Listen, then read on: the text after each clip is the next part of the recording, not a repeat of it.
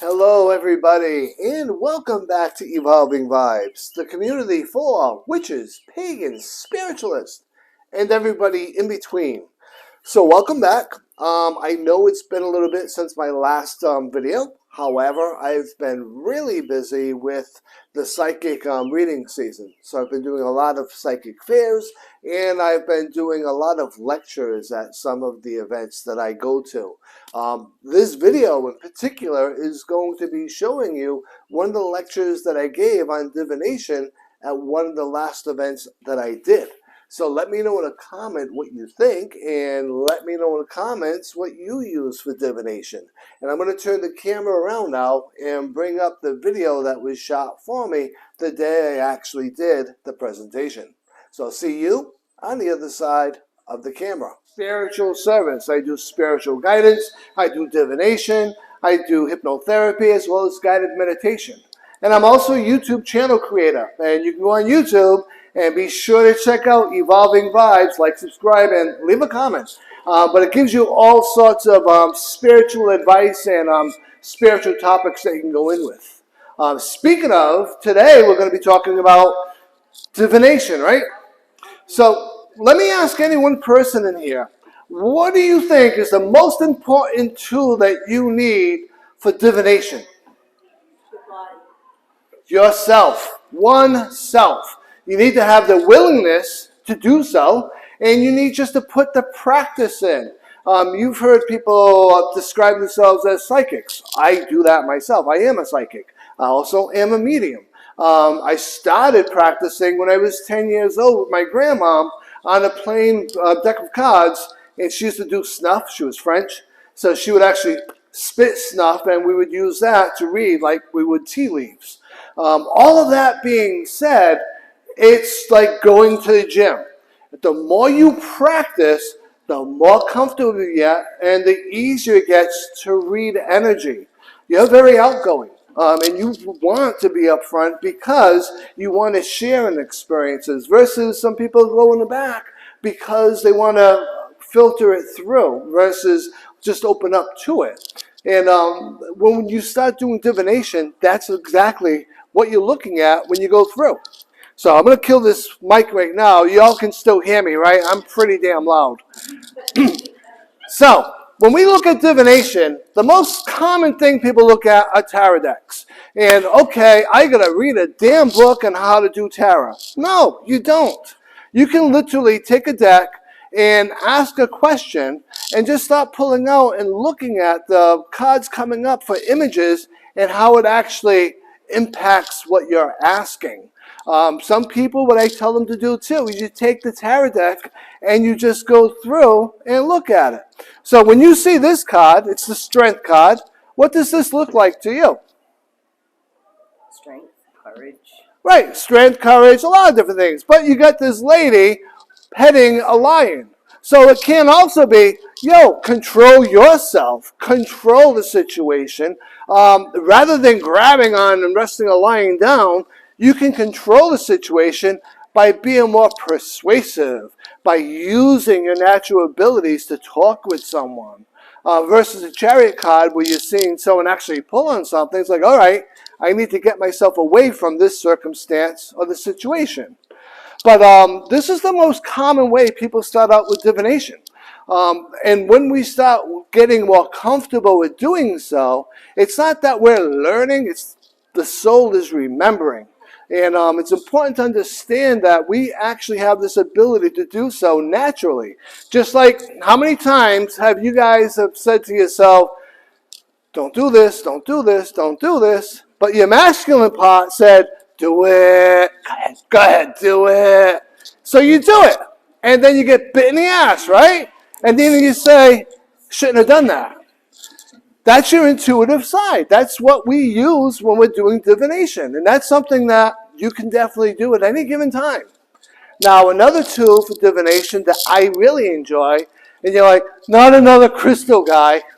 Well, I promise you I'm not going to talk about the properties of crystals. Jen does an amazing job with that. But I use these for divination. And I'll use it to meditate. And if you don't meditate, it's good practice to get into. but I'll also use it when I want to find something out. Now, when you watch TV and you watch movies and like they're staring into a crystal ball, this is what I see. If you're staring into a crystal ball, I promise you, you are never going to see a movie playing out in front of you. That's not how it works. What happens is you're staring, it's called scrying, to open up your mind, to relax, to get free of thought. Now, depending upon your specific way of taking information in, you could see pictures of something that pop up in your head. You could hear things popping up in your head. You could see words popping up. But that's the actual message that comes from scrying. But people get so stressed out because they start staring at a crystal thinking that they're going to see smoky images and they're going to see this little movie play out inside of it. And it doesn't work that way. But by relaxing yourself and allowing yourself to open up, you will always get something out of it. And this is just another form. I brought the two examples up because one's transparent, of course, and the other one's not. And you don't have to have transparency to be able to do so. Now, have you ever heard of mirror scrying? Yeah, and you can do the same thing with mirrors, whether they're reflective or whether you want to paint the mirror black and use that blackness for it. But you can do the same thing with water, and you can do the same thing with a candle flame. I personally love using a candle flame. And a lot of times, I'll have this in front of it, so I'm actually getting the effect of both. But there's a lot of different ways of approaching divination without self-limiting oneself, if you will. Now, some of the more common things that we talk about, because I'm also a paranormal investigator. I have been to the Conjuring House in Rhode Island probably so often that the spirits there actually know me. They call me by name, and I've had a couple of them that tell me to shut the fuck up because I tend to talk a lot. But I've been to the Conjuring House many, many a time, and you've been. That's how I know you. Yeah, I know. That's why. And so has she. And I provide tours there. And I provide paranormal experiences there. Well, I don't provide them, the spirits do. But I help facilitate it. But my most important job is to help people understand you don't need to be afraid of it. And you don't need to run out of a room. Most spirits are just literally spirits. They're going to communicate with you. If you're a dickhead in life, you're going to be a dickhead in the afterlife. There's no, in my opinion, there's no such thing as evil and good. It's all about individuals and about personal experiences. But if you show fear, you're going to get fear back. If you demonstrate composure and confidence, you're also going to get that back. But when we do divination with spirit, we tend to use a couple of different devices. This is my personal pendulum that I carry with me everywhere I go, all day long. This has been to the Conjuring House with me. It's been to Fort Knox in Maine. It's been to a lot of haunted places. But for me, mostly to the cemeteries I hang out in, because I do hang out in cemeteries too. But this is what I use to communicate. And when I communicate with this, there's a lot of different ways of doing so. First and foremost, with practice, you are able to get it channeled so it's staying calm. But you can ask if Spirit wants to work with me today. And in doing so, because I have two spirits that always work with me, I don't have to say yes, this way, no, this way. My spirits are saying yes. They've been working with me all day doing readings. Thank you, Spirit. Can you go back to neutral?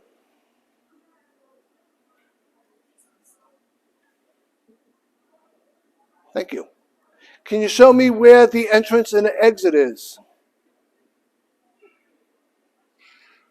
There's the door. Thank you, Spirit. Back to neutral. Can you show me where the ladies' room is?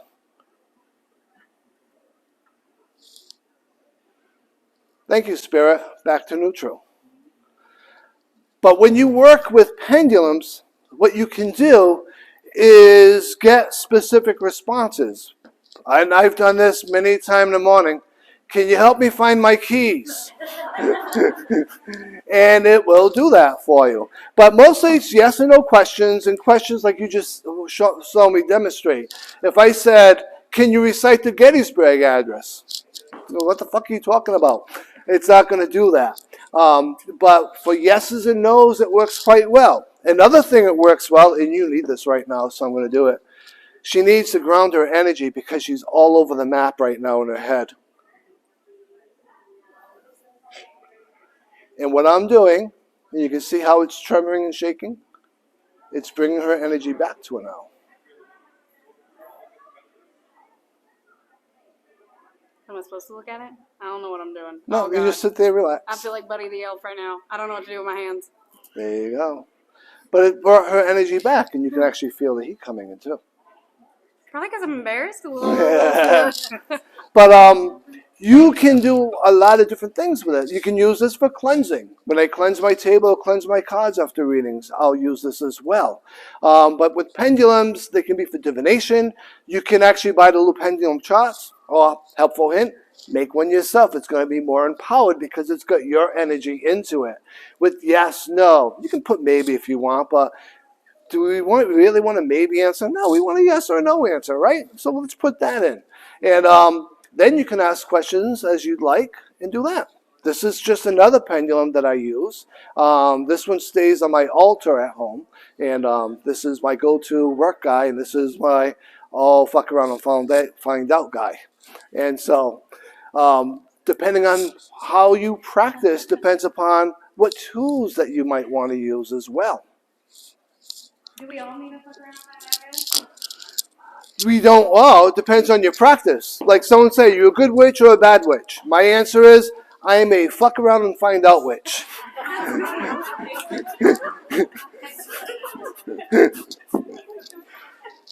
about yes, no? How about maybe so? But it's not your time to know yet. Exactly. That's doable. Exactly right. And that's where the maybe so comes from, because we want questions because we're in this realm. What we sometimes forget is that we're all spiritual beings wrapped up in a decaying meat suit. And eventually we're going to be going back out to spirit and spirit world, into the universe. So when we're in this realm sometimes, we get so insistent on answers because that's our programming. And so we turn around and want something to be yes or a no. But maybe so is just literally the universe way of saying, it's not your time to know right now. You still got a couple of lessons before we can get to that point. You can't jump into your 8th year of medical school when you're still getting through your first year of college. You know, and so a lot of times that's where those maybe so's come from. Now, what I do for the maybe so, if I'm asking yes or no, and it goes in a direction other than yes or no, or goes in a circle, that's my guide's way of saying to me, right now, I'm not going to entertain that question for you. I'm not going to talk about it with you. And so that's where, when you start working with spirit, and everyone in this room, I promise you, you have someone attached to you that wants to work with you, and that will work with you. We all have that guide. That's part of the spiritual contract we have when we come into this realm, because it's like an RA in college. You need someone to help guide you along the way in certain things, and that's what they're there for. They'll protect you, and they'll offer you guidance. So the pendulum is just another way and another manner of doing that form of divination. And I love it because it fits right in your pocket, and no harm, no foul. I work at Bridgewater State Hospital. I operate one of the locked units on that hospital. This has been there with me right along. I don't bring it into the prison because you can't, because it can be a weapon. But when I go out, the first thing I do on my break is ground myself and get rid of energy that's no longer serving my vibe, and vice versa. So not only do these pendulums work for divination, they also really work at helping cleansing, helping ground you. So many different things that you can do with it. Any other questions on the pendulums? No?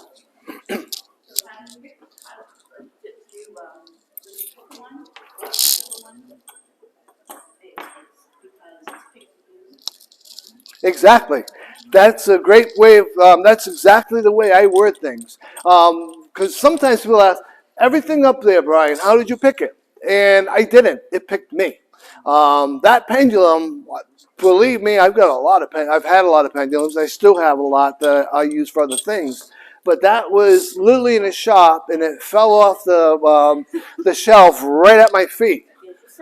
Yeah, and it was like the perfect pendulum for me because it was something I was looking for. Each one of those crystals, the exact same thing. Didn't fly off the shelf, but they were like, oh, this is going to come with me. And so it's all about you following that intuitive nature that you have and saying, you know what, this actually really wants to be with me. And so I'm going to take it with me. And the same thing, like when I talk on my YouTube channel, one of the things I always bring up is I'm not going to teach you anything. I'm going to tell you what works with me, and if it resonates with you, run with it. If it doesn't, leave it behind. But the reality of it is, in this realm, we're not really learning anything in so much as we're remembering. Our spirit is remembering things and bringing it forward. And the more often we open ourselves up to that, the more changes you're going to be opening up to receive. Now, another form of divination is actually dowsing rods. Has anyone ever seen or heard of these before? Some of you guys have. Maybe some of you haven't. Maybe some of you guys say, I'm not raising my hand because his ass is going to come see me. But all that being said, dowsing rods have been used for generations upon generations upon generations. One of the original intents that they were used for was finding water and finding things. But spirit works really well with dowsing rods. And they come in a lot of different styles and a lot of different forms. Whatever resonates with you is the type, if you choose to buy, to buy. I personally work a lot with copper and brass because it conducts well. And because I use these in all my paranormal activities, they're universal with spirit to work with because of the way they actually conduct energy. And so I use these a lot. And these two have been all over the Conjuring House, as well as some other places. But when you look at how a dowsing rod works, and I'll come up so everyone can see it, you always bring your arms in. You always hold one hand higher than the other, because if they're equal, the rods are going to hit each other. And all you do is initially, you can see these handles are free-floating. They just move around. Initially, you just put your thumbs on the top of it so that you have a little bit of control over it. But you just bring it in, and because, again, you're working with spirit, you also invite spirit to work with you. And at the very end, like with every other type of divination, if you're working with spirit, you close the session with, thank you, spirit, for working with me. And the session's closed. No other spirits are allowed to stay. If you have been here, thanks for coming. We'll see you later, but go back to where you came from. And the same thing goes if you do paranormal investigations. So you go out to haunted places. You always, before you leave, do that because you have hitchhikers. I have had hitchhikers come to my house for a couple of days, and they're there, then they're doing shit, but they're not going to do anything crazy. But they can drive you crazy. So with the dowsing rod, you bring your arms in because that's going to keep things stabilized. One hand above the other. You want to make sure that it's going to be positioned where your hands aren't going to be touching things, and let go. Spirit, can you show me neutral? Thank you. Spirit, can you show me yes? Thank you. Spirit, can you show me no?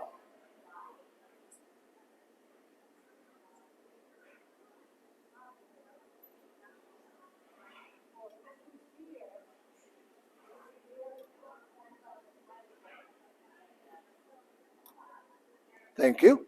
So you have to give them a few minutes to be able to get to know yes and all that. It's always on their time table. Spirit, can you go back to neutral?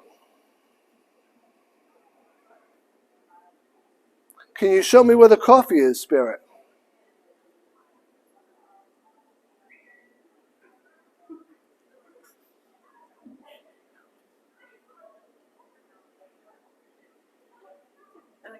Is it in her purse? Is that the one you're looking for? Thank you. Thank you, Spirit. Now you notice sometimes they're not going to point with both rods, they're going to just use one. And that's perfect, and that's just what you have to be waiting for to see what will happen. I'm not asking about the ladies' room. Back to neutral. And you have to understand that some spirits have fun with you, and they have a sense of humor just like we do. Spirit, can you show me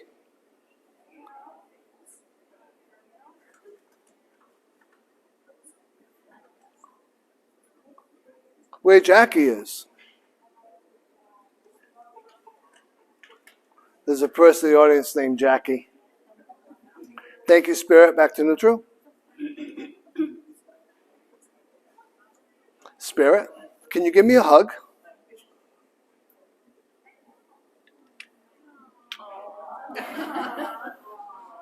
Thank you, Spirit. Back to neutral.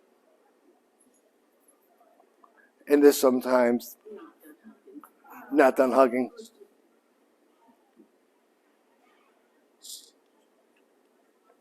Thank you for working with me, Spirit. And you can say, okay, well, maybe you're moving your hands. But the reality of it is, when you're practicing, that could be a possibility. But if you're actually moving into a certain direction, that's because that energy is pushing that into that direction for you to move it. Does anyone want to try the dowsing rods? No? All right.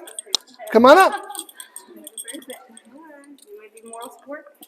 So, like I said, I always like to extend, and then I'll bring it in just like that. One hand's a little bit higher than the other.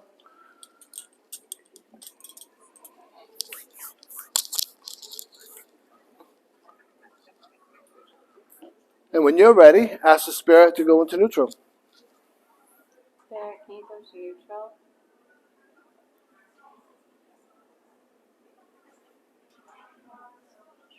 And then when you're ready, ask spirit to show you yes.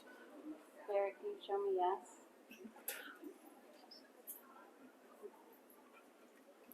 Now you'll see that she's working not with my spirit, but with the spirit. So her yes could be very much different than my yes. Same thing goes with neutrals as well as no's. So when she's asking yes, it seems to me like yes is going to be that left rod and moving towards her arm. Now ask to go back to neutral. Spirit, can you go back to neutral?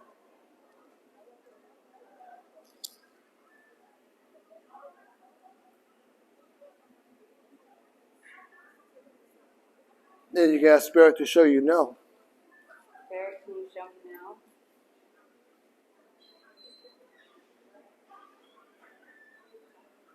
now? And there's no, which is my yes with my spirit guide. Do you have any questions you want to ask it? Spirit, can you show me green? No, you ain't. Oh my God, that's me. That's me. I'm Bree. No. Excellent. Okay, cool. I'm a believer now. And then you just say, thank you for working with me, Spirit. Thank you for working with me, Spirit. Yeah. That was me. Very good. That was me.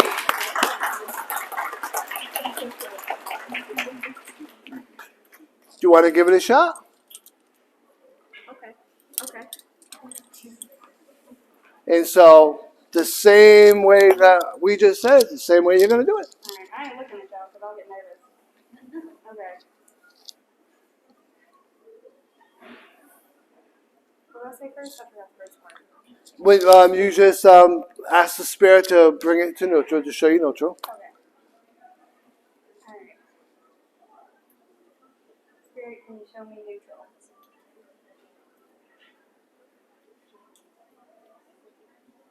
And My fingers are touching. yeah, Okay. there you go. Sorry. All right. Spirit, can you show me neutral?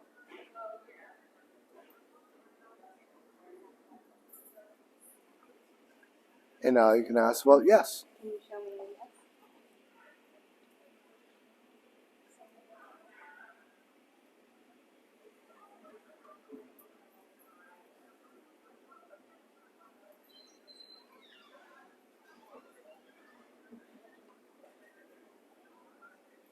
show me a note.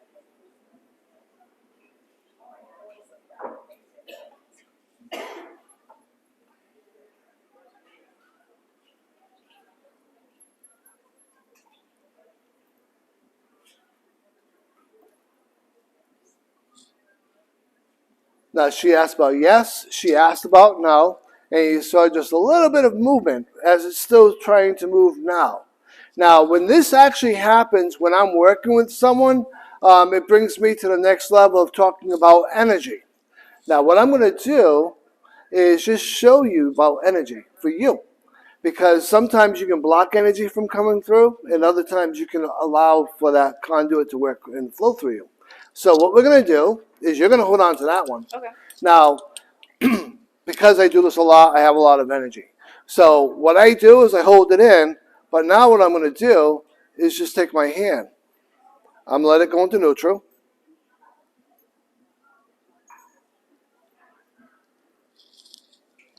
But I can use my energy to move things.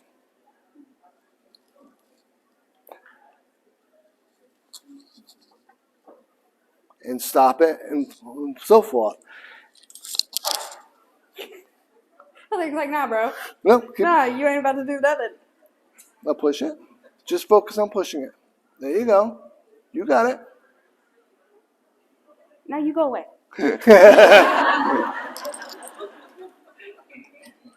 Oh, shoot. See? Oh, that's cool. That's cool. That's cool. That's cool. Now Okay. do it a couple of different times. Okay. And that helps you get that energy into this.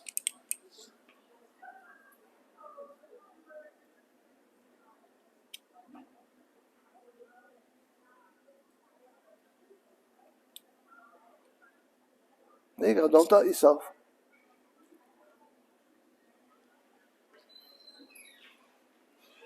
There you go. Neat. That's really neat. Yeah. Now you want to try it again? Oh, geez, from the top? Okay. All right.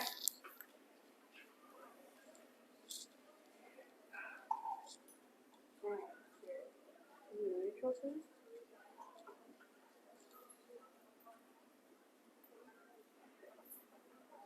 And yes.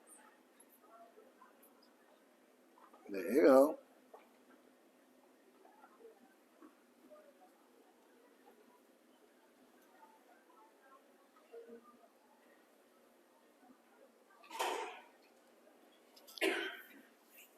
And can you give me a note?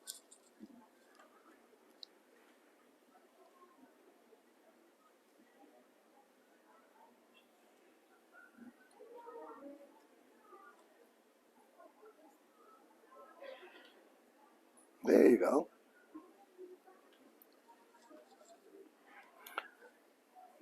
And so she's getting the yeses, the nos, and the neutrals.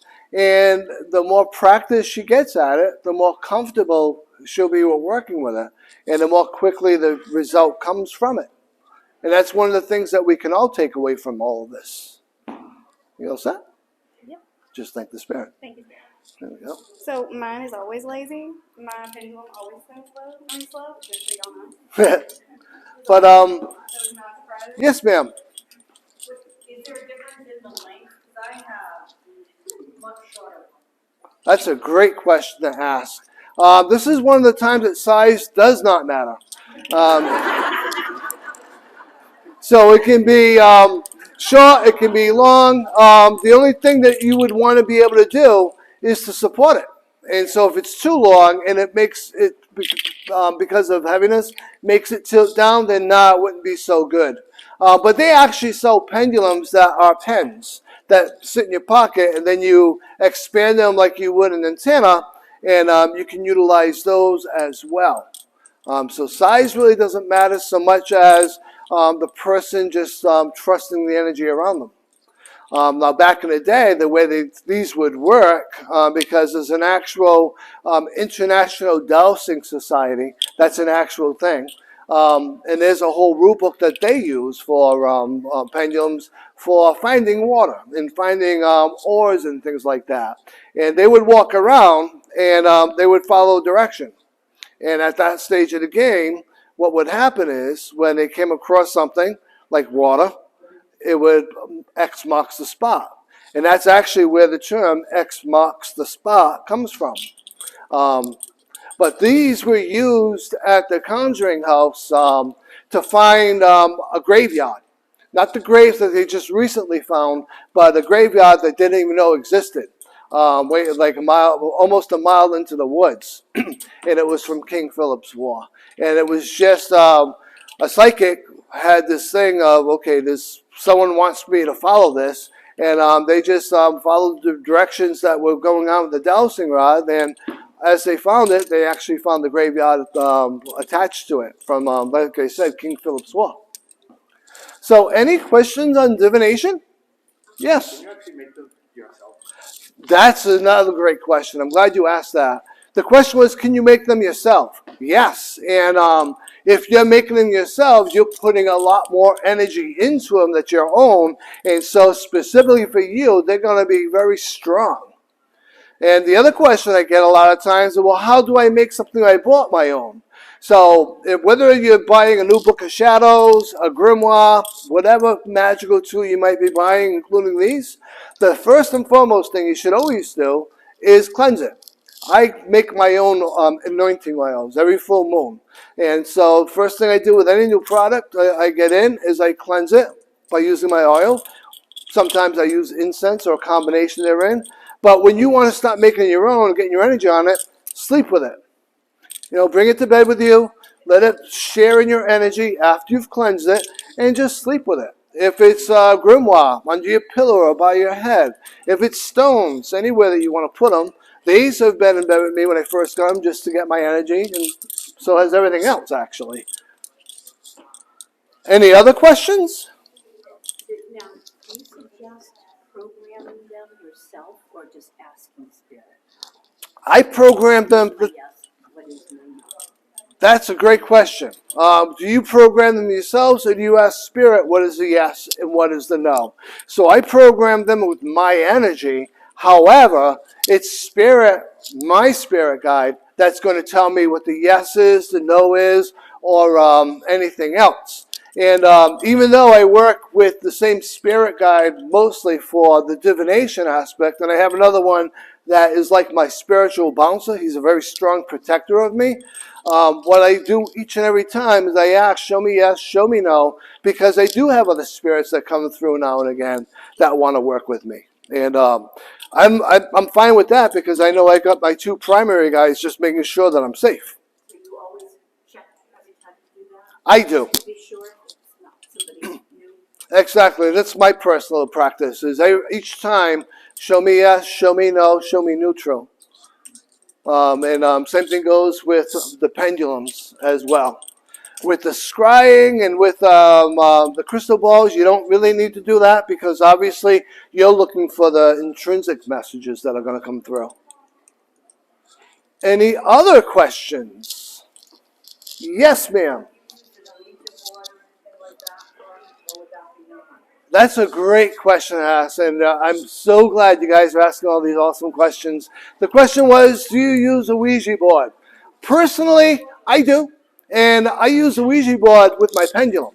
And so I'll put the pendulum above it, and I'll have the pendulum in spirit point to the letters that it would like to point to. Now, a Ouija board got a strong ass bad rap because of a lot of the movies about it and everything else. But like any other aspect of working across the veil, we have ultimate control.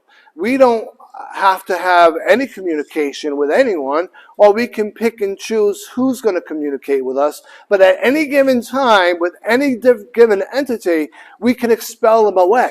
So long as we keep in mind that we have the empowerment to expel whatever away, we can. I literally, at the Conjuring House, have had a spirit that gropes females. He's really dirty bastard. But he likes to intimidate. So he came up after we got into an experience with him groping someone and telling them to get away. He literally just came right up into my face, to try to scare me. And it was like, get away from me, you don't scare me.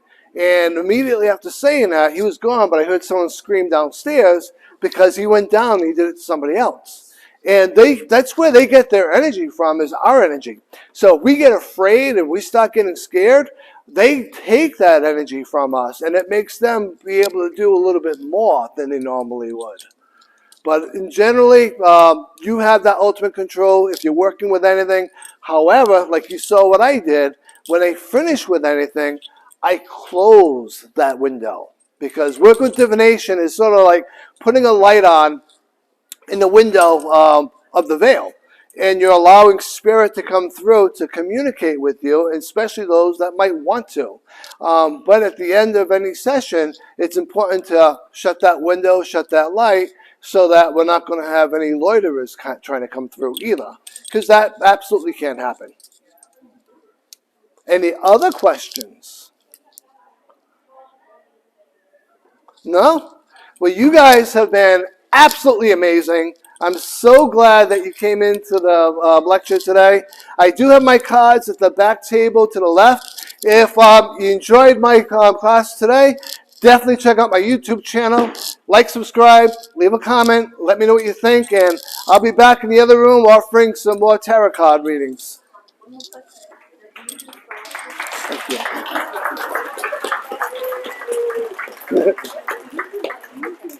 Practical classes for dowsers? Yes. You're going to go on a dowsing field trip.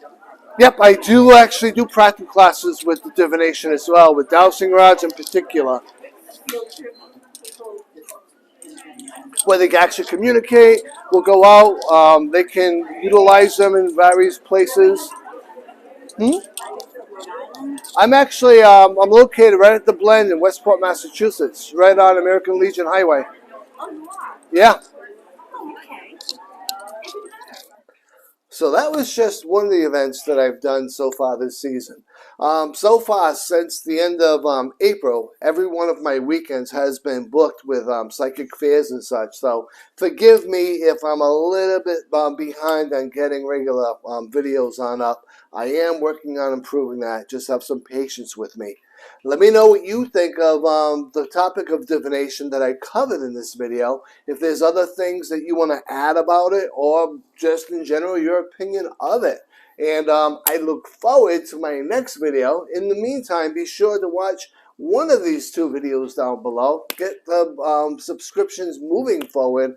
We're already at past 930. So let's get to 1,000 before the end of June. And as always, please be safe, be well, and be blessed.